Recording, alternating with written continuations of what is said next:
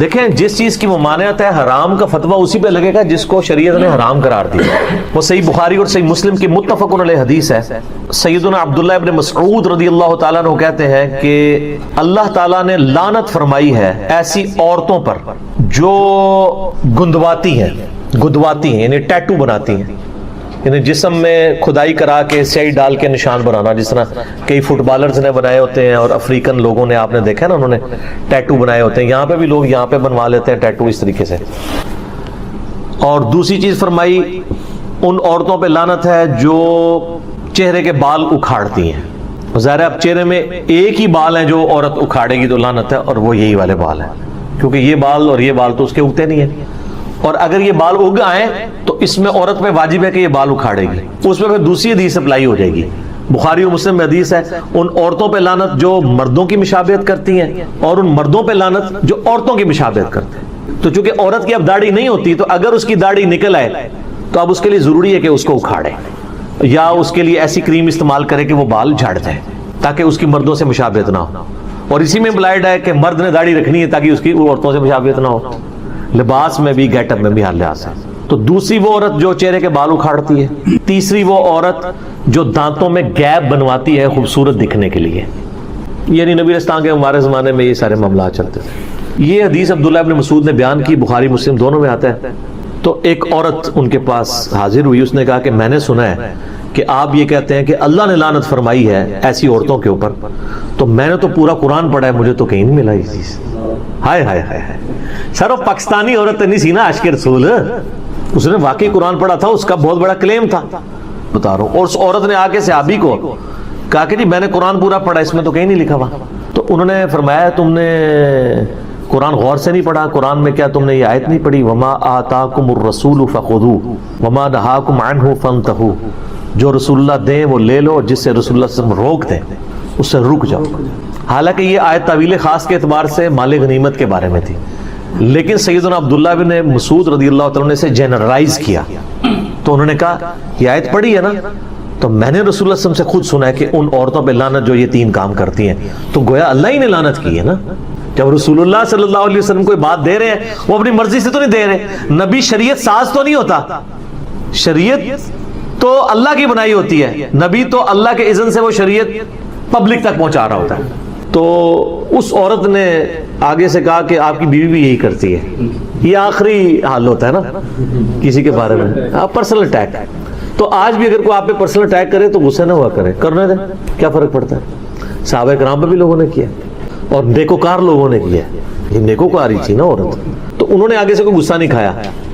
انہوں نے کہا جاؤ اندر میری بیوی کو دیکھ لو جا کے. ان کا تمہاری بیوی بھی ایسے ہی کرتی ہے نا، یعنی وہ بھی پلکنگ کرتی ہے. تو وہ اندر گئیں وہ اور واپس آئی تو شرمندہ تھی. انہوں نے کہا نہیں آپ کی بیوی ایسا نہیں کرتی. پھر عبداللہ ابن مسعود نے ایک جملہ بولا. انہوں نے کہا کہ اگر ایسا کرتی ہوتی پھر وہ ابن مسعود کی بیوی نہ ہوتی. ٹھیک ہے، ابن مسعود تو رسول اللہ کا ماننے والا ہے، اس کے ساتھ ایسی عورت رہ سکتی ہے جو رسول اللہ کی باغی ہو، اور پھر میری بیوی نہ ہوتی. تو یہ یعنی صحابہ کرام فوراً ان کا ایک ایٹیچیوڈ تھا اس حوالے سے. تو اگر کوئی عورت پلکنگ نہیں کرواتی، صرف سائیڈ کے بالوں کو بلیچ کرتی ہے ہلکا ہلکا سکن کلر کے تاکہ وہ صحیح نظر آئیں، اور یہ لوگوں کو دکھانے کے لیے نہیں اپنے خاوند کے لیے، اس میں یہ چیز بھی ضروری ہے. تو شاید ویسے ہی وہ چھوڑ دیں، لوگوں کے لیے ہی کر رہے ہوتے ہیں اللہ ماشاء اللہ. باقی یہ ڈاکٹر فرد ہاشمی صاحبہ کا جو موقف ہے میں ان کی بڑی عزت کرتا ہوں. میں انہیں ون وومن آرمی کہتا ہوں. ایک اکیلی عورت نے تلپٹ کر دی ہر چیز، شیطان کے خلاف ایک مجاہدہ ہیں. ان کی جو اسٹوڈنٹس ہیں ان میں زیادہ تر یہ ایشو آیا ہوا ہے پلکنگ والا. انہوں نے کہیں ایک بات کی کہ اگر کسی کے بہت زیادہ یعنی بھویں چوڑی ہو جائیں تو وہ کر سکتی ہے کیونکہ وہ نیچر سے ہٹی ہوئی ہیں. اصل میں تو اسلام میں تخلیق بگاڑنے کی ممانعت ہے نا، جو اس حدیث میں بھی آیا نا جو عبداللہ ابن مسعود علی، اس میں یہ بھی الفاظ ہیں کہ تخلیق بگاڑتی ہیں، جو ٹیٹو بنوائیں یا یہ کریں یا یہ اکھاڑیں. اور قرآن حکیم میں سورہ نساء کی آیت نمبر 119 ہے وَلَآمُرَنَّهُمْ فَلَيُغَيِّرُنَّ خَلْقَ اللَّهِ. شیطان نے کہا تھا کہ اے اللہ میں اولاد آدم کو ابھاروں گا کہ تیری تخلیق کو وہ بدل دیں. تو اسلام میں تخلیق بدلنا حرام ہے. اسی کے تحت داڑھی مڑانا حرام ہے نا. اللہ نے مرد کی اگائی ہے، عورت کی نہیں اگائی. تو البتہ کچھ چیزیں تخلیق بگاڑنے میں ہی فطرت ہے، جیسا کہ زیر ناف بال یا بغلوں کے بال یا ناخنوں کا کاٹنا، اب یہ اللہ کی تخلیق کو آپ بگاڑ رہے ہیں، لیکن یہ فطرت ہے، یہاں پہ اس کو بگاڑنا فطرت ہے، ختنہ کروانا بگاڑنا ہے، لیکن وہ فطرت ہے، اس کا حکم علیحدہ سے آ چکا ہے۔ وہ بخاری مسلم میں حدیث ہے کہ فطرت میں جو ہے وہ 5 چیزیں داخل ہیں، مونچھوں کا پس کرنا، ناخنوں کا کاٹنا، زیر ناف بال اور بغلوں کے بال جو ہے ان کو کاٹنا اور خطرہ کرنا، وہ ایک الگ سے ایک مسئلہ ہے۔ لیکن یہاں پہ جو مسئلہ ہے نا کہ اگر کوئی بلیچ کروا لیتا ہے وہ تو بالکل ٹھیک ہے، اس کو اکھاڑے نا، تو وہ میں فرد ہاشمی صاحبہ کا بتا رہا تھا کہ انہوں نے اس طرح کو بات کی کہ بہت چوڑے ہو تو وہ کاٹ لیں تو خیر ہے۔ اب وہ اس کا نتیجہ یہ نکلا ہے کہ جو ہمیں خبر ہے فزیکلی کہ وہاں پہ ساروں نے ہی سمجھ لیے کہ ہمارے چوڑے ہی ہو گئے، ورنہ تو ہونا چاہیے آپ گوروں والا ایک طریقہ اڈاپٹ کریں کہ آپ کہیں جی ہم نے 1000 عورتوں کے اوپر فزیکلی یہ پرفارم کیا ایکسپیریمنٹ کہ عورت کی جو بھووں کی آئی بروز کی چوڑائی اتنی اور اتنی موٹائی ہونی چاہیے، تو یہ ہمیں ایک سٹینڈرڈ ملا ہے، اس سے جس کا ہٹے وہ آگے پیچھے کر سکتا ہے۔ ہر کسی کو یہی نظر آ رہا ہے، اور عجیب جو ہے وہ جننیاں بنی ہوئی ہوتی ہیں، ٹھیک ہے نا، خام خواہ۔ اور پھر یہ بھی لوگوں نے دماغ میں ڈال دیا کہ جس نے ایک بار کر دیا ہے تو وہ پتہ نہیں اب دوبارہ نہیں۔ میری وائف تو شادی سے پہلے نہیں کرتی تھی، ایک آدھ دفعہ اس کی سہیلیوں نے زبردستی اس کے ساتھ یہ معاملہ کیا تو شادی کے بعد 14 سال ہو گئے، کوئی فرق نہیں پڑتا، ایویں خام خواہ یعنی لوگوں کے دماغ میں ڈالا ہوا ہے۔ تو وہ بلیچ کر لے اس سے بہتر ہے۔ بلیچ کرنے میں کیا ہوتا ہے کہ صرف وہ کلر چینج ہوتا ہے، سکن والا، بال ادھر ہی موجود ہوتے ہیں لیکن دیکھنے میں نظر نہیں آ رہے ہوتے، تو یہ بھی یعنی ایک آئی بروز کو شیپ دینے کا ایک طریقہ ہے، لیکن یہ جائز طریقہ ہے کیونکہ اس میں آپ بال اکھاڑ کوئی نہیں رہے، تو لہذا شریعت کا جو فتویٰ ہے نا وہ اس سے اٹھ جائے گا۔ فتویٰ لگانے کے لیے منوان ویسی چیز ہونا ضروری ہے۔ اور جہاں پہ میں ایک ضمناً ایک بات بتا دوں، صحیح بخاری اور صحیح مسلم میں حدیث ہے کہ نبی صلی اللہ علیہ وآلہ وسلم نے بالوں کی جو چٹیا ہے نا، یعنی اس میں پرانگدہ، بالوں کا پرانگدہ کرنے سے بھی منع فرمایا ہے، یعنی کوئی عورت بالوں کا پرانگدہ نہیں کر سکتی۔ جو چٹیاں بناتے ہیں نا تو عموماً ہماری عورتیں تو جو بوڑھی عورتیں ہیں وہ استعمال کرتی ہیں، یعنی انہوں نے وہ اون کا یا وہ دھاگے کی بنی ہوئی ایک چٹیا ہے وہ ساتھ جوڑ لیتے ہیں، وہ تو بالکل جائز ہے، لیکن عورت کے بالوں میں دوسری عورت کے بالوں کا کرنا یہ حرام ہے۔ یہ چونکہ اکثر لوگ مسئلہ پوچھتے ہیں تو میں ضمناً بتا دیا کہ جس پرانگدے کی ممانعت آئی ہے احادیث میں وہ بالوں کا ہے۔ بلکہ صحیح مسلم حدیث ہے کہ حضرت معاویہ رضی اللہ تعالیٰ عنہ جب شام سے مدینہ شریف آئے تو انہوں نے ایک خطبہ دیا، اس میں انہوں نے ایک بہت بڑی چٹیا اپنے ہاتھ میں اٹھائی تھی، انہوں نے کہا کہ لوگوں تمہارے علماء کدھر چلے گئے ہیں؟ کیا رسول اللہ صلی اللہ علیہ وسلم نے ان چیزوں سے منع نہیں کیا تھا؟ اور میں دیکھ رہا ہوں کہ تم لوگ یہاں پہ مدینہ شریف کے اندر یعنی باقاعدہ اس کو یعنی یوز کیا جا رہا ہے، تو یہ باقاعدہ انہوں نے اس کو کنڈیم کیا کہ نبی علیہ السلام نے اس چیز کی ممانعت فرمائی ہے۔ البتہ جو عام پرانگدے ہیں وہ بالکل درست ہیں۔ اسی طریقے سے اگر کسی کے بالکل سر کے بال ختم ہو گئے ہیں مرد کے، اور سر کے اوپر وہ وگ لگانا چاہتا ہے بشرطے کہ وہ دھوکہ دے کے کوئی رشتہ نہ کرنا چاہ رہا ہو اس کی وجہ سے، تو وگ لگانے کی بھی اجازت ہے۔ اور جو پرماننٹلی فکسڈ وگیں ہیں ان میں آپ کو وضو کرنے کے لیے، غسل کرنے کے لیے اس کو اتارنے کی بھی ضرورت کوئی نہیں ہے کہ آپ کہیں کہ میں اتاروں گا۔ اس طریقے سے آپ تو خیر اس سے بھی اچھی چیز آ گئی ہے، یعنی ہیئر ٹرانسپلانٹ والا مسئلہ ہے، وہ تو ویسے ہی ٹھیک ہے، وہ آپ کے اوریجنل بال ہیں وہ لگا دیے جاتے ہیں، اس میں تو ویسے کوئی ایشو نہیں ہے۔ تو یہ میں نے ساتھ ساتھ کچھ مسائل تھے جو اس سے ریلیٹڈ وہ میں نے بتا دیے تاکہ ایشو اس حوالے سے ریزالو ہو جائے۔ لوگ پوچھتے رہتے ہیں سوال اکثر، تو میری کوشش ہوتی ہے جو اس سے ریلیٹڈ چیزیں وہ ساتھ ساتھ بیان کر دی جائیں تاکہ کہ تمام نبی پیدائشی طور پہ ہی نبی ہوتے ہیں اور اللہ کی حفاظت میں ہوتے ہیں۔ جامعہ ترمذی میں صحیح سند کے ساتھ حدیث ہے کہ میں اللہ کے ہاں اس وقت بھی خاتم النبیین لکھا ہوا تھا جب ابھی آدم علیہ السلام روح اور جسم کے درمیان تھے، مٹی اور پانی کے درمیان تھے، یعنی اس وقت بھی میں اللہ کے ہاں خاتم النبیین لکھا ہوا تھا۔ یعنی اللہ تعالیٰ کے ڈیوائن علم میں نبی ہمیشہ سے ہی نبی ہوتا ہے، یعنی وہ پھر اللہ تعالیٰ اسے مبعوث بعد میں کرتا ہے نا، تو وہ نبی تو ہوتا ہے۔ اسی طریقے سے مسند احمد میں دلائل النبوہ امام بیہقی کی کتاب میں صحیح سند کے ساتھ یہ حدیث موجود ہے۔ آپ صلی اللہ علیہ وآلہ وسلم نے فرمایا کہ میں دعائے ابراہیم ہوں، میں عیسیٰ کی بشارت ہوں، اور میں اپنی ماں کا وہ خواب ہوں جو انہوں نے میری پیدائش کے وقت دیکھا کہ ان کے لیے ایسا نور ظاہر ہوا جس سے شام کے محلات بھی روشن ہو گئے۔ یہ صحیح سند کے ساتھ ہے۔ شیخ البانی، شیخ زبیر علی زئی صاحب دونوں اس کو صحیح کہتے ہیں۔ مشکات المصابیح میں 30 جلد میں آپ صلی اللہ علیہ وآلہ وسلم کے فضائل والے چیپٹر میں یہ حدیث موجود ہے۔ تو آپ صلی اللہ علیہ وآلہ وسلم کیا باقی تمام نبی اللہ تعالیٰ کے علم میں ہمیشہ سے نبی ہیں، اور روحیں تو آپ کو پتا ہے ہماری بھی حضرت آدم کی پیدائش سے پہلے ہماری روحیں تو ہماری بھی موجود تھی، الستو بربکم۔ تو اللہ کے ہاں تو ہم بھی لکھے ہوئے تھے. آپ انجینئر محمد ارشد لکھے ہوئے تھے اور میں انجینئر محمد علی مرزا لکھا ہوا تھا, ابو جہل بھی لکھا ہوا تھا, فرعون بھی لکھا ہوا تھا, اللہ کے علم میں. لیکن دنیا میں بعثت ظاہر جس زمانے میں ہوئی, اور پھر نبی کو اپنے بارے میں نبی ہونے کا اس وقت پتا چلتا ہے جب اللہ تعالیٰ اسے مبعوث کرتا ہے. اور یہ کوئی نبی کی گستاخی نہیں ہے, کیونکہ نبی اس سے پہلے بھی اللہ تعالیٰ کی حفاظت میں ہوتا ہے. اگر یہ بات مان لی جائے کہ نبی کو بعثت سے پہلے بھی پتا ہوتا ہے کہ میں اللہ کا نبی ہوں,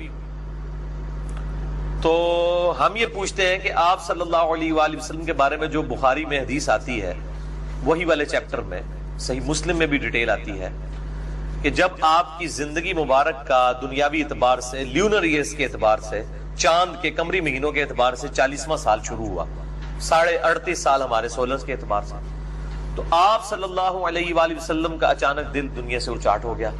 آپ غار حرا میں جا کے عبادت کرنا شروع ہو گئے. یہ آپ پھر شروع سے کیوں نہیں عبادت کر رہے تھے؟ یہ 40ویں سال ہی میں کیوں ہوا؟ اس وقت آپ صلی اللہ علیہ وآلہ وسلم کے دل میں تبدیلی اللہ تعالیٰ نے لانی شروع کی کہ مبعوث کیا جا رہا ہے آپ کو. صحیح مسلم میں حدیث ہے, میں اس پتھر کو بھی پہچانتا ہوں جو بعثت سے پہلے مجھے سلام کیا کرتا تھا. یہ صحیح مسلم میں, یعنی یہ آپ کو انڈیکیشنز آنے شروع ہو گئے تھے بعثت سے پہلے. یہ نہیں کہ بچپن میں, یعنی اسی 40ویں سال میں دل اچاٹ ہوا, پھر اگلا ایکسپیرینس کہ آپ سے ایک پتھر کلام کر رہا ہے اور آپ کو سلام کر رہا ہے. پھر آپ صلی اللہ علیہ وسلم چند دن کے لیے غار حرا میں, وہیں پہ حضرت جبرائیل علیہ السلام آ گئے. آپ صلی اللہ علیہ وآلہ وسلم پہ کیفیت طاری ہوئی جو بخاری میں آتا ہے. اپنی بیوی کے پاس آئے, اتنے پریشان ہوئے اور کہا مجھے وہ چادر اڑا دو, یا ایھا المزمل جو نازل ہوئی. اور پھر حضرت خدیجہ نے تسلی دی کہ آپ تو یعنی ایک اچھے سوشل انسان ہیں, صادق ہیں, امین ہیں, لوگوں کی بھلائی چاہتے ہیں, اللہ تعالیٰ آپ کو کبھی اس طرح نہیں. گاڈ کا کنسیپٹ تو تھا, یعنی مشرکین عرب میں بھی موجود تھا. نبی صلی اللہ علیہ وسلم تو پیدائشی طور پہ موحد تھے, یعنی اللہ کی حفاظت میں تو تھے. آپ نے کبھی بت پرستی نہیں کی اعلان نبوت سے پہلے بھی. تو آپ صلی اللہ علیہ وآلہ وسلم کو اپنے وہ جو کزن تھے ورقہ بن نوفل کے پاس لے گئیں, صحیح بخاری میں آتا ہے. وہ عیسائی عالم تھے. انہوں نے جب یہ کیفیت سنی, ان کا کہ اللہ تعالیٰ آپ کو نبی کے طور پہ مبعوث فرمانے والا ہے, تو لیکن یہ آپ کی قوم عنقریب آپ کو نکال دے گی یہاں سے. تو آپ صلی اللہ علیہ وآلہ وسلم نے فرمایا یہ تو مجھ سے بڑی محبت کرتے ہیں. انہوں نے کہا کہ آپ سے پہلے بھی جن لوگوں نے ایک اللہ کی آواز بلند کی ہے, توحید کی, ان کے ساتھ یہی ہوتا ہے. کاش میں اس وقت تک زندہ رہا تو پھر میں آپ کی مدد کے لیے کھڑا ہوں. وہ نابینا ہو چکے تھے آپ کی بعثت سے پہلے ہی, یعنی اعلان نبوت اس اعتبار سے کرنے سے پہلے ہی وہ فوت ہو گئے. اس لیے ہم ان کے لیے عموماً صحابی کا لفظ نہیں بولتے ہیں, لیکن اس حوالے سے صحابی ہیں کہ انہوں نے سب سے پہلے تصدیق کر دی تھی. تو آپ صلی اللہ علیہ وآلہ وسلم کے ساتھ یہ جو ایکسپیرینس ہوا, تو آپ تو سیدہ خدیجہ کو مطلب آ کے مبارکباد دیتے کہ خدیجہ میں 40 سال سے جن لمحات کا انتظار کر رہا تھا وہ آ گئے. پریشانی تو ہونی نہیں چاہیے تھی. آپ پہ کیفیت کا طاری ہونا ایک ایسا ایکسٹرا آرڈنری ایکسپیرینس تھا جو بتا رہا تھا کہ آپ صلی اللہ علیہ وآلہ وسلم جو ہے وہ آپ کے ساتھ یہ پہلی دفعہ ایکسپیرینس ہوا ہے. اور اس کا جو ضربہ سنام ہے وہ پارہ نمبر 25 میں جو سورت نمبر ہے 42 سورہ الشورى, اس کا جو آخری رکوع ہے نا, اس نے بالکل عقیدہ کلیئر کر دیا اس حوالے سے. کسی مولوی کے پاس جانے کی ضرورت نہیں ہے, یہ قرآن کا حوالہ لے جائیں. آخری 3 آیات سورہ الشورى پارہ نمبر 25 سورت نمبر 42 آیت نمبر 51 سے لے کے 53, یہ آخری 3 آیات ہیں. بلکہ ہمارے جیل میں ایک بڑے مشہور ڈاکٹر ہیں, میں نام نہیں لیتا پھر کو پرسنل ہو جائیں گے, وہ کٹر بریلوی تھے. وہ ایک دفعہ میرے پاس آئے, ان کو پتا چلا نیا نیا کہ میں گمراہ ہوا ہوں, تو انہوں نے کہا اچھا آپ بتائیں نبی صلی اللہ علیہ وآلہ وسلم کب مبعوث ہوئے تھے؟ میں نے کہا 40 سال کی عمر میں. نہیں, اس سے پہلے ان کو نہیں پتا تھا میں اللہ کا پیغمبر ہوں. میں نے کہا اس سوال کا جواب امام احمد بریلوی صاحب سے لے لیتے ہیں. میں نے کنز الایمان احمد بریلوی صاحب کا ترجمہ اتارا, یہ آیات کھولی اور میں نے کہا اب یہ ترجمہ پڑھ لیں اعلیٰ حضرت نے کیا لکھا ہے قرآن کے ترجمے میں, تو کوئی اور تو چلے تبدیل کر لے گا, گستاخ رسول ہوگا. اعوذ باللہ من الشیطان الرجیم وما کان لبشر ان یکلمہ اللہ, اور کسی بشر کے لیے شایان شان ہی نہیں ہے, اور کسی بشر کی یہ اس معاملے میں آپ سمجھ لیں کہ اس کی حیثیت نہیں ہے کہ اللہ اس سے خود کلام کرے, الا مگر 3 طریقوں سے. وحیًا کہ اس کے دل میں خفیہ بات ڈال دے, وہی کرے. او من وراء حجاب, یا اس سے پردے میں گفتگو کرے جس طرح موسیٰ علیہ السلام سے. یا ہمارے نبی صلی اللہ علیہ وآلہ وسلم سے سدرۃ المنتہا پہ کی پردے میں گفتگو، جو صحیح مسلم میں ڈیٹیل ہے، میں نے واقعہ معراج پہ مسئلہ 126 ABC میں بڑی ڈیٹیل سے وہ بتائی ہیں حدیث۔ تیسرا موڈ، او یرسل رسولا، یا اس کے بعد رسول بھیج دیں، جبرائیل علیہ السلام رسول ہے، یعنی فرشتہ آ جائے، فیوحی باذنہ ما یشاء، پھر وہ اللہ تعالیٰ کے اذن سے جو اللہ تعالیٰ نے وحی کی ہے وہ اس شخص تک پہنچا دے۔ انہ علی حکیم، بے شک اللہ تعالیٰ بلند ہے اور حکمت والا ہے، یعنی اس کی شان بہت بلند ہے اور اس کی حکمت کا تقاضا یہ ہے کہ وہ یہ 3 موڈ اختیار کرتا ہے نبی تک پیغام پہنچانے کے لیے۔ نمبر 1 اس کے دل میں خفیہ بات، نمبر 2 حجاب میں گفتگو پردے میں، اور نمبر 3 اس کے پاس فرشتہ ہے، اور یہ عمومی موڈ یہ فرشتے والا ہے۔ وَكَذَلِكَ أَوْحَيْنَا إِلَيْكَ، اور اے محبوب صلی اللہ علیہ وآلہ وسلم بالکل اس طریقے سے آپ کی طرف بھی ہم نے وحی کی، روحم من امرنا، اپنی طرف سے روح، یعنی روح امین بھی آئے، قرآن بھی روح، اور نبی صلی اللہ علیہ وسلم کی روح مبارک پہ نازل ہوئی، من امرنا، اپنی طرف سے امر۔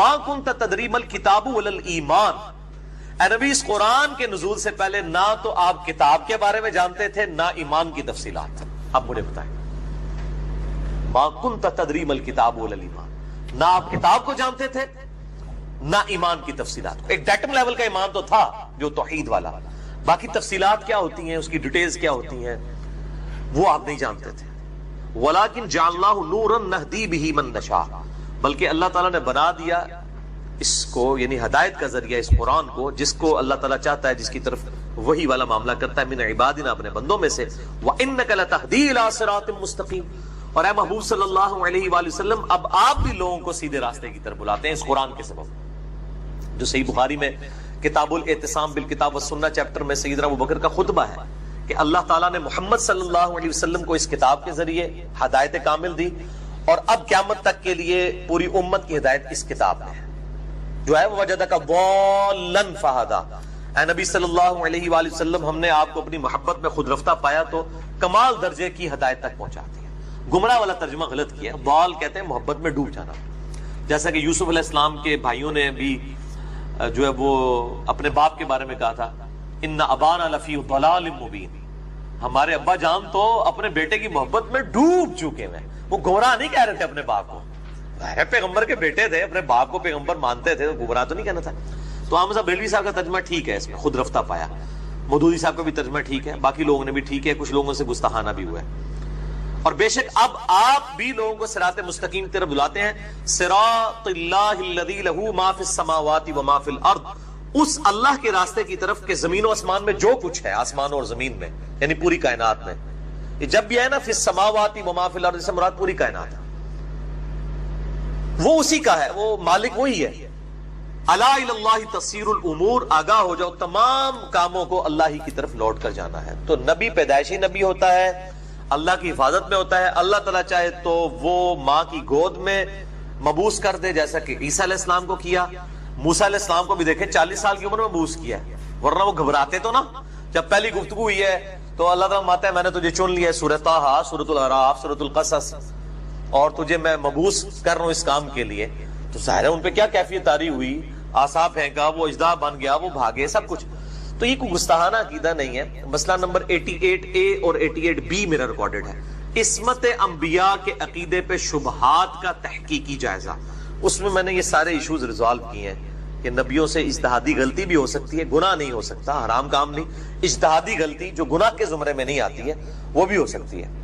تو لیکن نبی پیدائشی نبی ہوتا ہے، اللہ کے ہاں لکھا ہوا ہوتا ہے، مبعوث وہ جس وقت ہوتا ہے وہ اسی وقت۔ اس حوالے سے ایک وہ جعلی واقعہ بھی بیان کیا جاتا ہے سیرت کی کتابوں میں کہ ایک بحیرہ راہب تھا، وہ بالکل بے سند واقعہ، کوئی ثابت نہیں ہے، قطعاً کوئی ثابت نہیں ہے۔ ہاں جی، اس طرح کے اگر اس طرح کے ایکسپیرینسز بہت پہلے ہو جاتے ہیں تو وہ تو آپ صلی اللہ علیہ وسلم کی تو زندگی مشکل ہو جاتی وہاں پہ، وہ تو قتل ہی کر دیتے، نعوذ باللہ من ذالک۔ یہ اچانک ہی سب کچھ ہوا، حق وہی ہے جو بخاری مسلم میں لکھا ہوا ہے کہ 40ویں سال آپ پہ کیفیت طاری ہوئی، پہلے بھی اللہ کی حفاظت میں تھے، صادق تھے، امین تھے، مشہور تھے، اور پھر اللہ تعالیٰ نے مبعوث بھی فرما دیا۔ تو اس میں کوئی گستاخی والا عقیدہ نہیں۔ گستاخی تب ہے اگر کوئی یہ کہتا ہے کہ نبی جو ہے وہ پیدائش سے پہلے جو ہے وہ عام انسان تھا، یہ تو کوئی نہیں کہتا، نہ دیوبندی کہتے ہیں، نہ بریلوی، نہ اہل حدیث، نہ اہل تشیع، کوئی بھی نہیں کہتا۔ اور خام خواہ اس کو گستاخی کے زمرے میں لے جانا بریلوی اور شیعہ مکتبہ فکر کے لوگوں کی طرف سے میں سمجھتا ہوں یہ علمی خیانت ہے اور یہ بالکل ظلم کرتے ہیں اور باقی اپنے مسلمان بھائیوں کے اوپر اس طریقے سے فتویٰ بازی کرتے ہیں. تو یہ جناب موٹا سا عقیدہ ہے جو میں نے آپ کو نٹ شیل میں بتا دیا. سر اس میں کوئی شک نہیں ہے کہ نبی صلی اللہ علیہ وسلم کی جو ذات ہے وہ انسانیت کی معراج ہے اور آپ خیر البشر بھی ہیں. اگر آپ صلی اللہ علیہ وسلم کی ذات کو بحیثیت انسان نہ لیا جائے تو پھر ہم لقد کان فی رسول اللہ اسوۃ حسنہ پر کیسے عمل کر سکتے ہیں؟ لقد کان لکم فی رسول اللہ اسوۃ حسنہ سورۃ الاحزاب. نہیں تو انسان ہی مانتا ہے میرے بھائی, سارے انسان مانتے ہیں. As far as species is concerned آپ صلی اللہ علیہ وآلہ وسلم انسان تھے. نہ بریلوی یہ کہتے ہیں, نہ دیوبندی, نہ اہل حدیث, نہ شیعہ کہ آپ صلی اللہ علیہ وسلم انسان نہیں تھے. قرآن میں واضح ہے قل انما انا بشر مثلکم, اے نبی صلی اللہ علیہ وآلہ وسلم میں تو نہیں ہوں سوائے اس کے کچھ کہ تمہاری مثل بشر ہو. لیکن یہ سپیشیز, کیونکہ بخاری مسلم میں حدیث ہے کہ آپ صلی اللہ علیہ وسلم وصال کے روزے رکھتے تھے, یعنی روزہ کھولے بغیر اگلا روزہ رکھنا, پھر کنٹینیوس روزہ رکھنا. کچھ صاحب نے رکھے وہ بے ہوش ہو گئے مسجد میں, آپ نے ان کو منع فرمایا, آپ فرمایا ایکم مثلی, تم میں سے کون میری مثل ہے. آپ کسی سے ابھی نے نہیں کہا قل انما انا بشر مثلکم. تو یہ تھوڑے اہل حدیث علماء بھی تھوڑی زیادتی کرتے ہیں نا, ان کو بھی تھوڑی شرم حیا کرنی چاہیے اس طرح کے مسائل بیان کرتے وقت کہ واقعی حضور کی مثل مرتبے میں, کوالٹیز میں. بھئی ہماری آنکھیں تو سامنے دیکھتی ہیں. بخاری مسلم میں کہ آپ پیٹ کے پیچھے بھی دیکھ لیتے تھے انہی آنکھوں سے 360 ڈگری کا ویژن. بخاری مسلم میں آتے آپ نے ہاتھ اٹھایا, فرمایا میں جنت تک پہنچ گیا میرا ہاتھ, ارادہ کیا کہ انگور توڑ لوں. ہمارا ہاتھ تو 1.5-2 فٹ سے آگے جاتا ہی نہیں ہے. نبی بشر ایز اے اسپیشیز ہماری طرح مرتبے میں نہیں ہے, کوالٹیز میں نہیں ہے, کسی انسانیت کو ناز ہے ان کے اوپر. اشرف المخلوقات میں سے بھی اشرف افضل البشر ہے. باقی یہ ٹھیک ہے جب آپ کو خون یعنی زخم آیا ہے, صحیح مسلم میں آیا آپ پہ احد کے اوپر, جب آپ کے اوپر پتھر برسائے گئے تو آپ کی مبارک جوتیاں بھی خون میں نہائی گئی. آپ کا بیٹا ابراہیم فوت ہوا, صحیح بخاری میں آنکھوں میں آنسو آئے, ٹھیک ہے. سر درد بھی ہوتا تھا, کالی چکنی پٹی آپ نے باندھی ہوئی تھی جو آپ نے آخری خطبہ دیا ہے, بخاری مسلم میں آتا ہے. جب اسامہ ابن زید والے لشکر کے اوپر کچھ لوگوں نے اعتراض کیا, سر درد کی وجہ سے پٹی باندھی ہوئی تھی.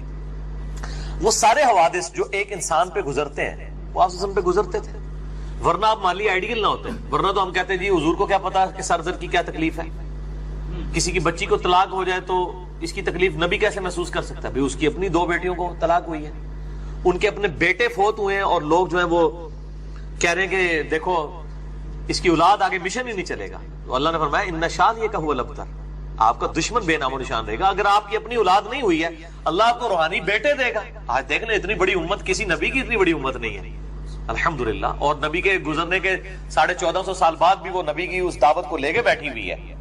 اور ادھر تو موسیٰ علیہ السلام کوہ طور پہ 40 دن کے لیے گئے, پیچھے 70,000 اصحاب جو ہیں وہ مرتد ہو گئے ہیں اور مشرک ہو گئے ہیں, بت پرست ہو گئے ہیں.